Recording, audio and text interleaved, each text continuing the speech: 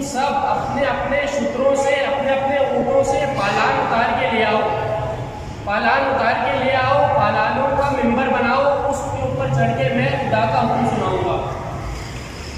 सब लोग खुशी खुशी दौड़े दौड़े अपने अपने ऊँटों के पालान उतार के ले आए कि रसूल खुदा के कदम हमारे ऊँटों के पालानों पे आएंगे, इससे बड़ी क्या सादत होगी।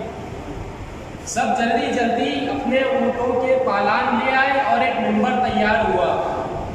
मिंबर तैयार हुआ और उसके ऊपर रसूल खुदा जलवा अफरोज हुए, जलवा अफरोज हुए और अमीर अल-मोमिनीन को बुलाया, बुला के दिखाया और दिखा के बताया कि मन कुन तो मौला हूँ फहाजा अली मौला, जिस जिसका मैं मौला उसका अली मौला।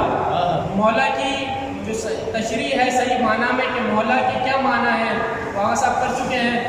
तो हम आगे बढ़ते हैं कि शुत्रों का के पालानों का मिंबर क्यों बनाया गया, आखिर ऐसी क्या वजह थी कि पालानों का मिंबर बनाया जाए। इसके पीछे भी एक राज छुपा है, अगर इजाज़त दे तो बयान करूँ।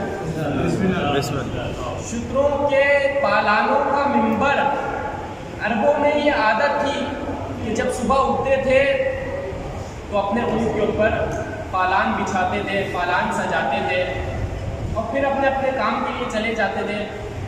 और फिर जब शाम में आते थे तो पालान उतार लिया करते थे। बाद में कभी ऐसा ना हो कि कोई कहे कि मेरी मेमोरी चली गई थी, हाफजा चला गया था, या मेरी नज़रें कमज़ोर थी, या मसलन फ़ला कोई और वजह। रसूल खुदा ने पूरा इंतज़ाम फरमा दिया। रसूल खुदा ने क्या इंतज़ाम फरमाया कि जब ये अरब सुबह शाम पालान उतारेंगे, पालान रखेंगे तो कहीं तो उनको